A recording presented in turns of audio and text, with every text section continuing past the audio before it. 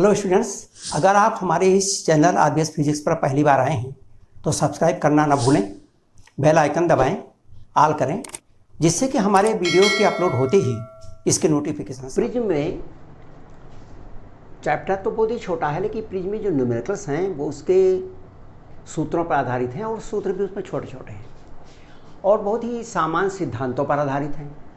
परावर्तन, अपवर्तन, आंतरिक पूर्ण परावर्तन और क्रांतिक कोण, इन्हीं सब चीज़ों पर इसके क्वेश्चंस आधारित हैं। तो कुछ क्वेश्चंस हम लोग करते हैं, देखते हैं कि किस तरह इसके क्वेश्चंस को हम लोग कर सकते हैं। किसी प्रिज्म का अपवर्तक कोण 60 दिया है, आपतन कोण अपवर्तक कोण का 3/4 है। ये चीज़ दी हुई है इस क्वेश्चन में, इतना दिया हुआ है। तो एक तो ये दिया हुआ है कि ज्ञात है, पहला ज्ञात ये है कि किसी प्रिज्म का अपवर्तक कोण यानी A = 60 डिग्रीज, ये दिया हुआ है। और एक बात और दी हुई है कि जो आपतन कोण है I वो बराबर है A का 3/4, ये दिया है, इतना दिया हुआ है। अब हमसे जो जो पूछा जा रहा है वो चीज़ें हम ज्ञात कर लेते हैं। न्यूनतम विचलन कोण, पहला न्यूनतम विचलन कोण के लिए हम फार्मूला जानते हैं। न्यूनतम विचलन कोण डेल्टा m, यह बराबर है, अब चूंकि न्यूनतम विचलन कोण की स्थिति है, न्यूनतम विचलन कोण बराबर होता है 2i - a। वैसे निकाला भी है जब, तो हमने i का मान निकाला है तो a + Δm/2 ऐसा करके निकाला है i का मान। लेकिन जहाँ से निकाला है तो वो फार्मूला यही है, शायद ये फार्मूला याद आता भी हो कि हम लोगों ने जब डेल्टा का मान निकाला था तो डेल्टा बराबर था i + i' और -r + r', और फिर जो अगर न्यूनतम विचलन हुआ तो फिर ये i' का i हो गया और r' का r हो गया, ये 2r हो गया। और 2r बराबर, ये बराबर होता है a, तो ये आपका हो गया 2i और -a, इस तरह का हो गया। तो इसी फार्मूले का हम लोग प्रयोग यहाँ करते हैं। निकालना है डेल्टा m, ये बराबर हुआ 2 i के बारे में दिया हुआ है, i बराबर है 3/4a, 3/4a - a, ये बराबर हुआ 3/2a - a = 3/2a में से a निकल गया तो बचा a/2, और इसीलिए डेल्टा m का मान हमें ज्ञात हो गया। a का मान ज्ञात है, a बराबर है 60 अंश, तो हो गया 60/2 बराबर 30 अंश, तो डेल्टा m बराबर 30 अंश।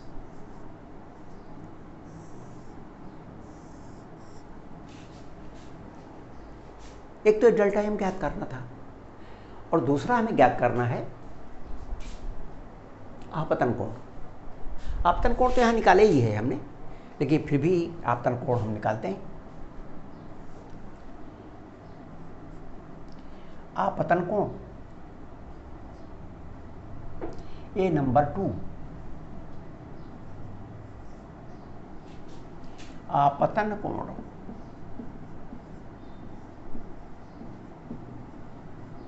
I दिया है। आपतन कोण अपवर्तक कोण का 3/4 है। अपवर्तक कोण है A और इसका 3/4 है। A का मान है 60,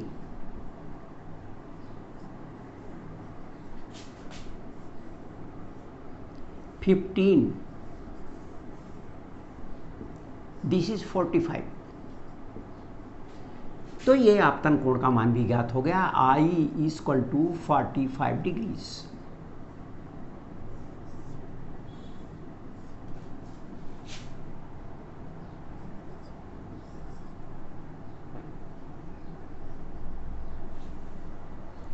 इसके बाद तीसरे नंबर पर आता है अपवर्तन कोण। अपवर्तन कोण चौथा, अपवर्तन कोण। अब यहां अपवर्तन कोण देखिए,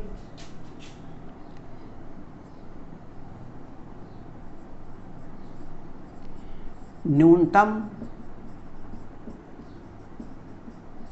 विचलन की स्थिति में A is equal to 2R। R अपवर्तन कोण है और इसलिए अपवर्तन कोण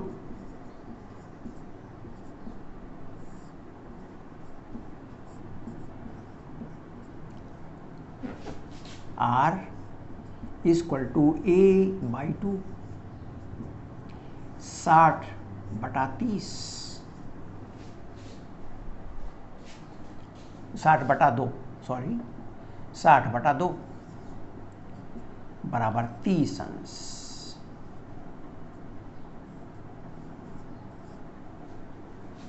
इसलिए R is equal to 30 degrees.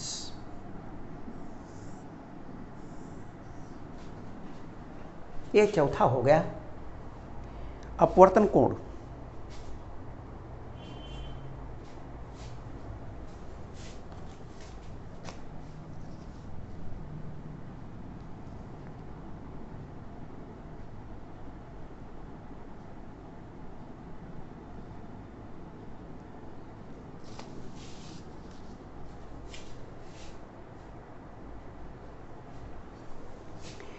चौथा निकालना निर्गत कोण।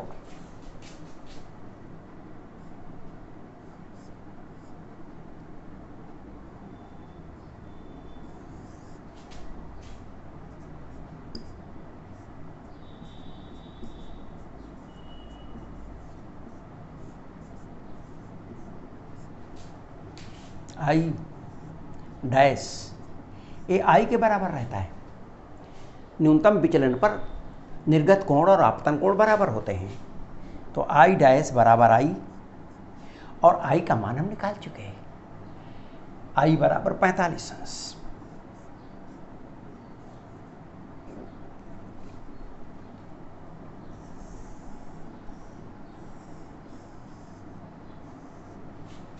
ये निकाल चुके हैं, आपतन कोण 45 अंश। तो ये हमें आप निर्गत कोण भी मालूम हो गया। अब प्रिज्म में प्रकाश की चाल ज्ञात करना है। प्रिज्म में प्रकाश की चाल ज्ञात करने के लिए प्रकाश की चाल और अपवर्तनांक का संबंध हमें पता है। तो प्रिज्म में प्रकाश की चाल,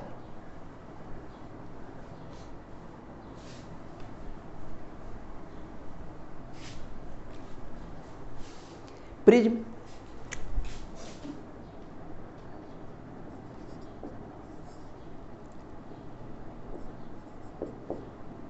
प्रिज्म का अपवर्तनांक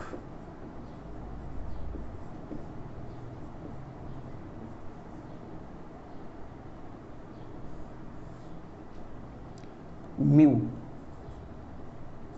equal to sine I upon sine R,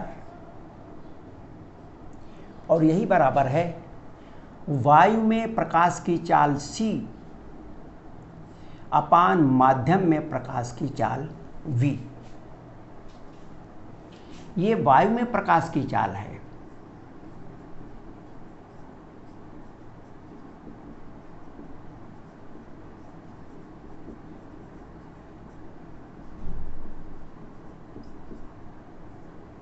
और ये माध्यम में प्रकाश की चाल है, यानी माध्यम, प्रिज्म का माध्यम, प्रिज्म के अंदर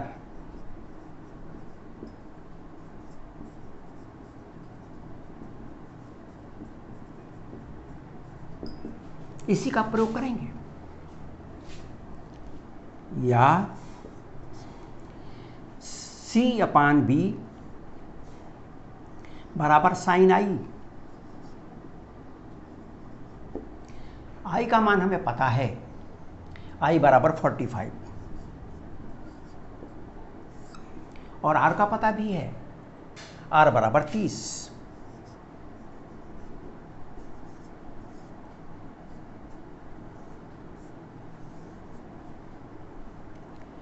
साइन 45 इक्वल टू 1/√2,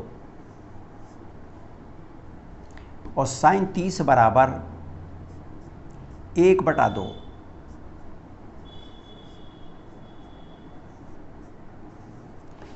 साइन 30 बराबर 1/2, 2 नीचे का ऊपर चला जाएगा, और साइन 45 पर 1/√2, और इसीलिए √2 से 2 कट जाएगा, √2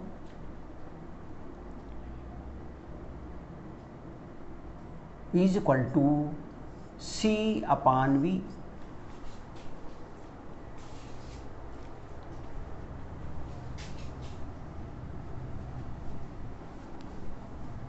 और इसलिए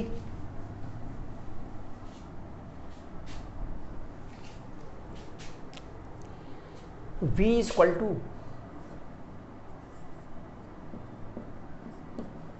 V इधर आएगा, √2 इधर आएगा, तो हो जाएगा C/√2 बराबर 3 × 10⁸ अपान 2 × √2। इस 2 से इसको काट दिया, ये आ गया 1.5।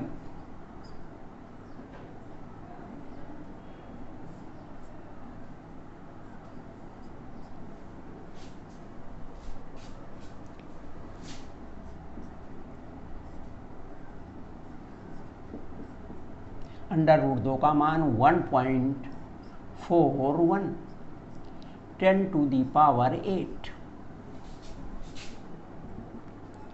इसलिए V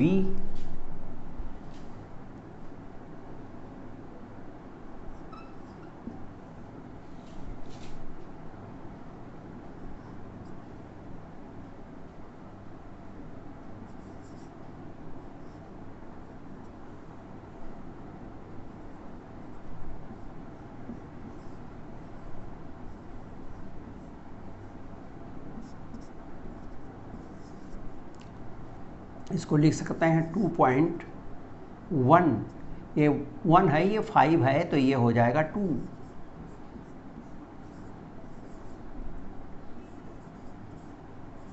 एक प्रिज्म के अंदर प्रकाश की चाल इतनी हो जाएगी, जबकि बाहर 3 × 10⁸ है। तो ये हो गया हमारा पहला क्वेश्चन, जिसमें कई चीज़ें हमको ज्ञात करनी है। क्वेश्चन 1 है, उसमें 2 चीज़ें दी हुई हैं, लेकिन हमें ज्ञात कई चीज़ें करनी।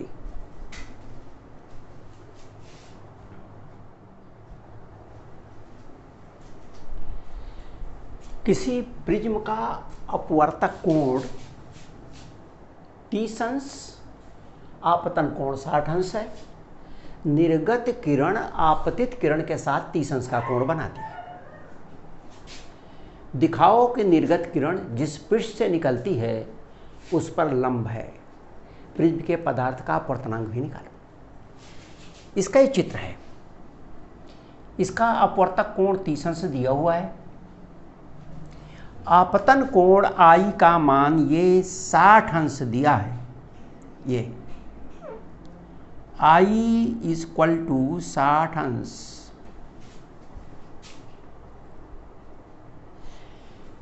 जो ये किरण है, निर्गत किरण, ये इस पर लंबवत है, ये हमको दिखाना है। जब यहाँ पर ये लंबवत होगी तो अभिलंब के अनुदिश होगी, अभिलंब के साथ 0 कोण बनाएगी। ये यहाँ पर ये अभिलंब के साथ 0 कोण बनाएगी। अगर ये 0 कोण अभिलंब के साथ बनाती है तो अभिलंब तो इस पर लंब रहता ही है, इसका मतलब ये भी लंब है। तो जो निर्गत कोण है वो अगर 0 आ जाता है तो इसका मतलब ये किरण लंबवत है। हमको यही बात देखनी है। विचलन कोण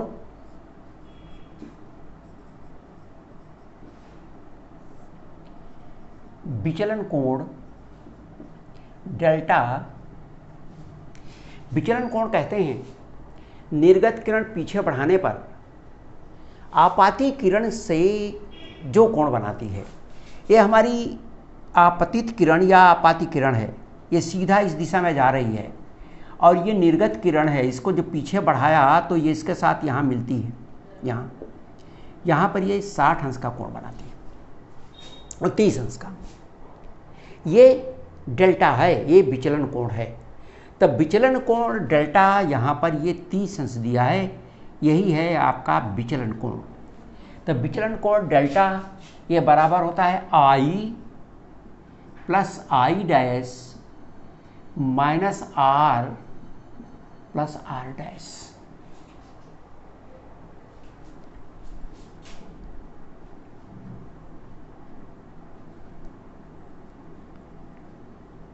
डेल्टा बराबर 30 अंश, I बराबर 60,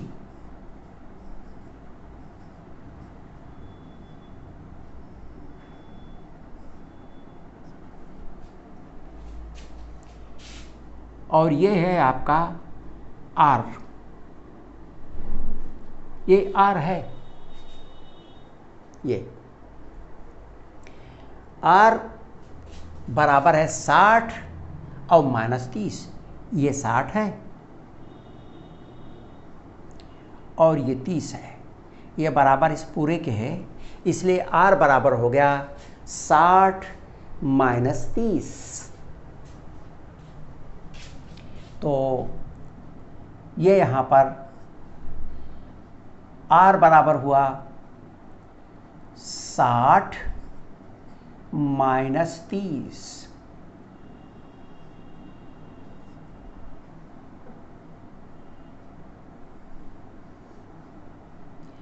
और प्लस R डैश। अब R डैश चूंकि ये जो निर्गत किरण है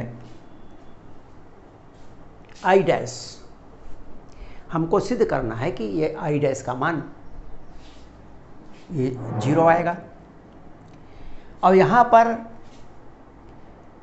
जो R है वो बराबर होता है A इक्वल टू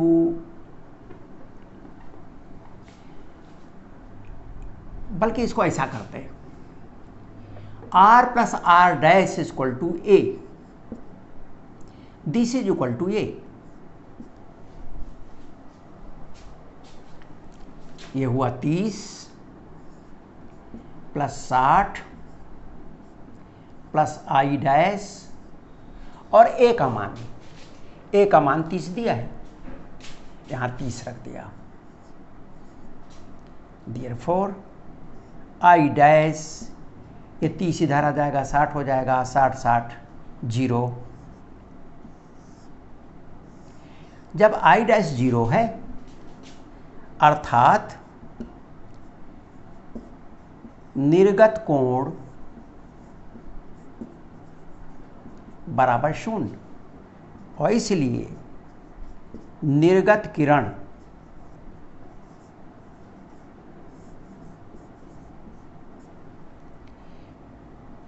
उस पृष्ठ के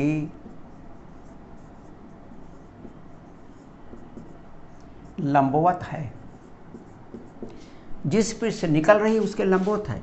तो लंब के साथ किरण और लंब एक ही दिशा में हैं, अर्थात यहाँ कोण 0 बन रहा है। जिस दिशा में लंब है उसी दिशा में ये किरण भी है, और इसलिए निर्गत कोण तो किरण और लंबे के बीच का कोण है। चलिए निर्गत किरण उस पृष्ठ के लंबवत है, हमको ये सिद्ध करना था। निर्गत किरण जिस पृष्ठ से निकलती है उस पर लंब है, उस पर लंब है। फिर पूछा है कि अपवर्तनांक कितना होगा। यहाँ पर हमें पता है कि I डैश इक्वल टू 0, और जब I डैश 0 होगा तो R डैश भी 0 हो जाएगा। जब किरण लंबोथी निकल जा रही है, इसमें अपवर्तन नहीं हो रहा है, विचलन नहीं हो रहा है, तो इधर भी ये 90 अंश पर रही होगी, और इसलिए इधर का जो कोण R डैश है वो भी 0 है। तो इधर का कोण R डैश ये भी 0 है, और इधर का कोण I डैश ये भी 0 है, तो R डैश भी 0 है। जब R डैश 0 है तो इसका मतलब ये हुआ कि R बराबर A बराबर R प्लस R डैश बराबर R प्लस 0 बराबर R बराबर, और इसलिए R बराबर A का मान है 30, तो R का मान हो गया 30।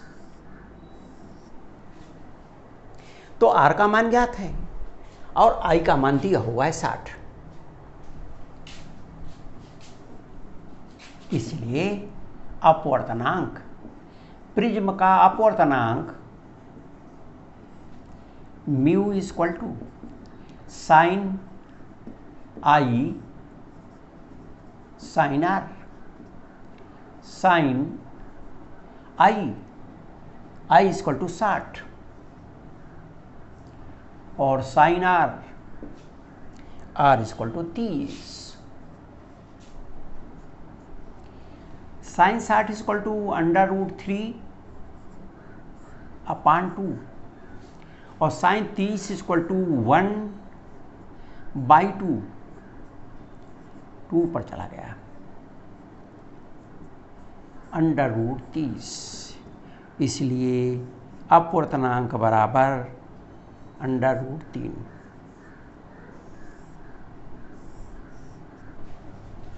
म्यू इक्वल टू √3, ये प्रिज्म के पदार्थ का अपवर्तनांक है। और भी 2 क्वेश्चन इसमें हम करते हैं, देखते हैं।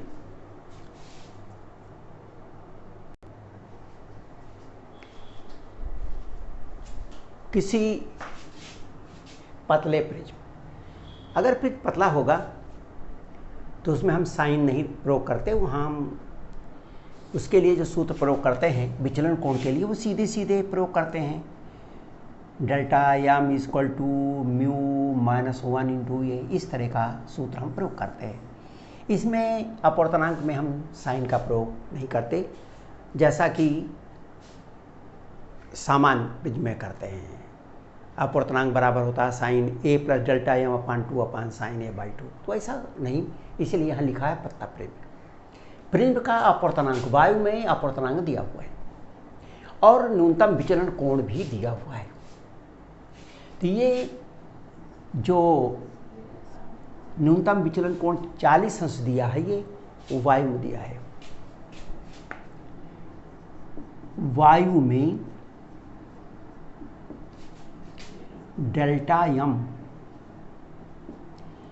Equal to A mu G, वायु में अपवर्तनांक -1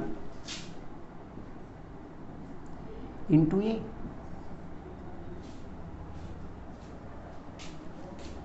या डेल्टा एम का मान 40 दिया है, ए म्यू जी का मान है 3/2, यानी वायु में उस प्रिज्म का जो पदार्थ है कांच, उसका अपवर्तनांक दिया है।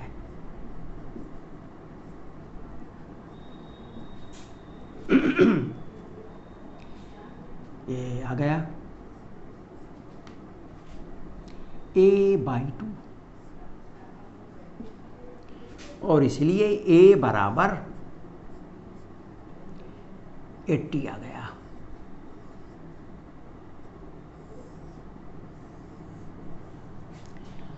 अब द्रव में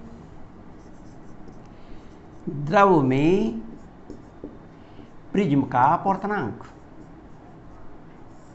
अभी वायु में था तो वायु में हमने प्रिज्म का अपवर्तनांक का प्रयोग किया था। अब वो द्रव के अंदर डालेंगे तो प्रिज्म का अपवर्तनांक द्रव के सापेक्ष कितना होगा, उस द्रव के अंदर कितना होगा।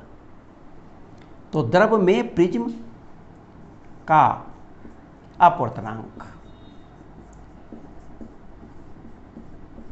ये आएगा ए एल म्यू जी, हुआ ए म्यू जी अपान ए म्यू एल। इसका मान आया 3/2 और इसका मान है 5/4। ये उलट जाएगा, यहाँ ये म्यू जी 5/4 तो 4 उलट के ऊपर चला गया, कट जाएगा।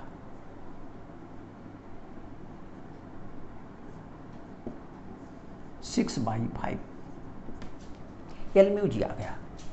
और इसलिए द्रव में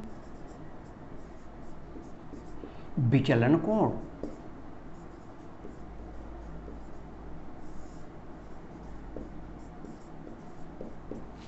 डेल्टा, न्यूनतम विचलन कोण है डेल्टा एम डैश, क्योंकि इसको हमने डेल्टा एम लिया तो इसको डेल्टा डैश एम लिया। फार्मूला इसमें रहेगा। अब अपवर्तनांक की जगह ए म्यू जी की जगह पर एल म्यू जी हो जाएगा। एल म्यू जी -1 इंटू ए। एल म्यू जी का मान है 6/5 -1 और ए का मान है 80।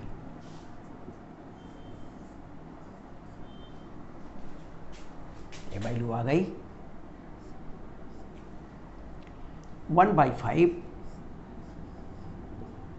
इंटू 80।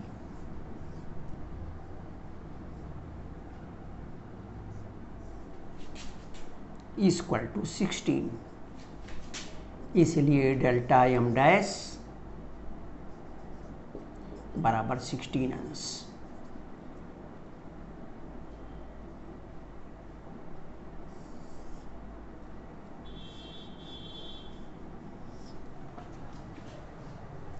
यह है इस द्रव्य के अंदर प्रिज्म का न्यूनतम विचलन कोण। जो प्रकाश की किरण पड़ेगी तो उसमें जो न्यूनतम विचलन कोण होगा वो 16 अंश होगा, जबकि वायु में 40 अंश होगा। इस तरह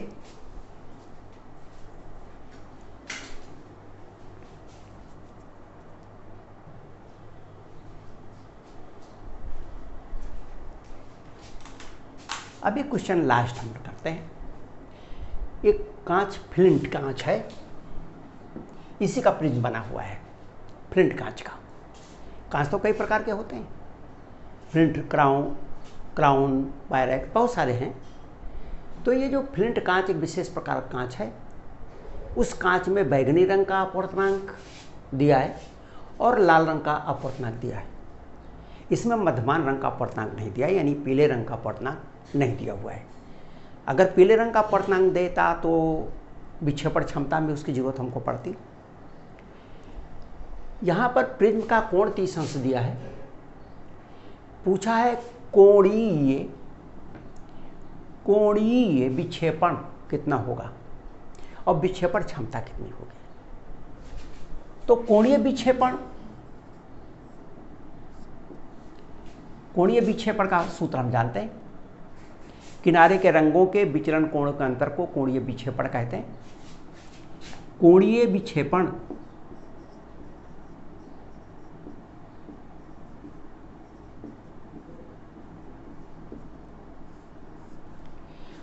विक्षेपण थीटा से दिखाते हैं। ये बराबर आ जाएगा किनारे के रंगों के विचलन कोणों का अंतर। अब वो हम विचलन कोणों का जब अंतर निकालेंगे तो बैगनी के रंग के लिए निकालेंगे तो आएगा म्यू बी माइनस 1 इंटू ए। ये आपका जो विचलन कोण निकालेंगे तो इतना आएगा, और माइनस लाल रंग के लिए आएगा mu R minus 1 into A. इस प्रकार से -1 + 1 जब घटाएंगे तो कट जाएगा और फार्मूला हमको प्राप्त होगा mu B minus mu R into A. तो विक्षेपण, कोणीय विक्षेपण बराबर हुआ mu V minus mu R into A. Mu V का मान दिया है 1.632 और म्यू आर का मान दिया है 1.613। ए का मान दिया है 30 डिग्रीज।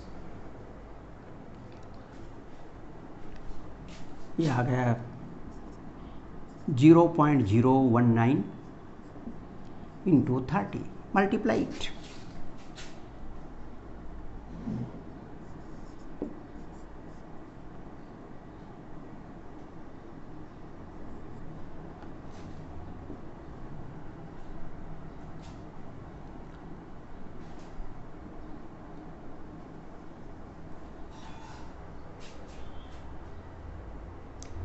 तो आ गया 0.57। This is 0.57।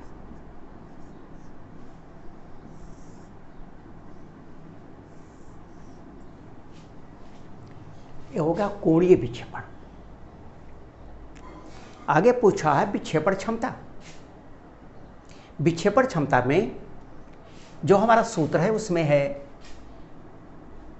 Omega equal to mu B minus mu Y, mu B minus mu R upon mu Y minus 1, right.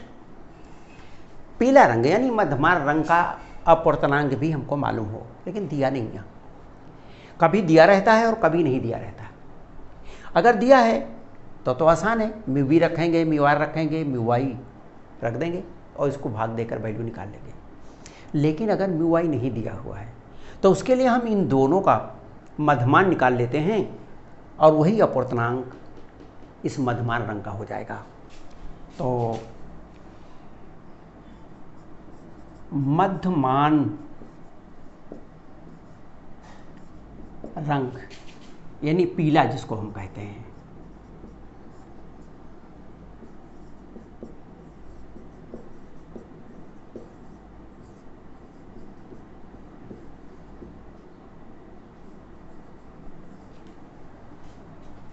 ये बराबर होगा mu V plus mu R बटा 2। Mu B plus mu R बटा 2।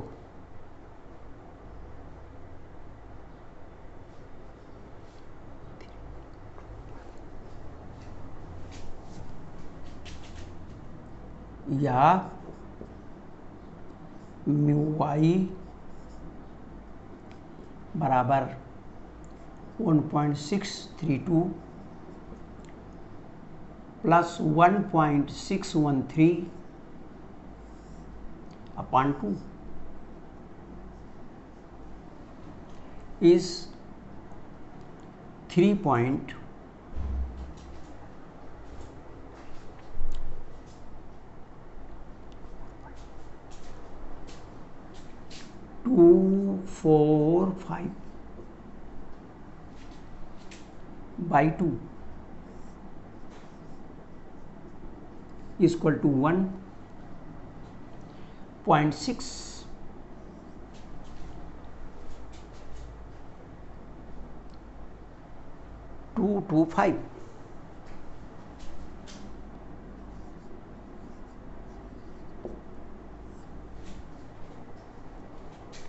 और इसलिए विक्षेपण क्षमता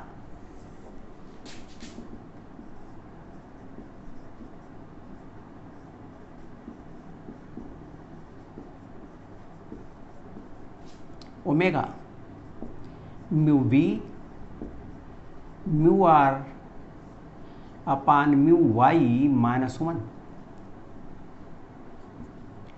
1.632 1.613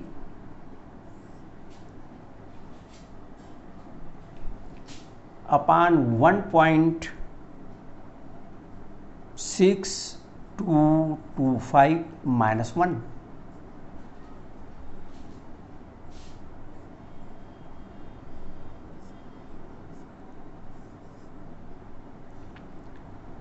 .019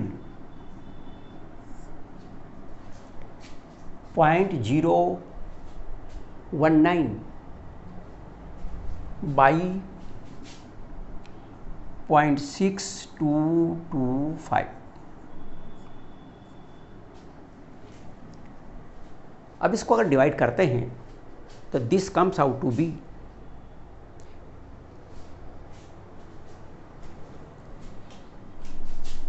दिस इज इक्वल टू 0.03।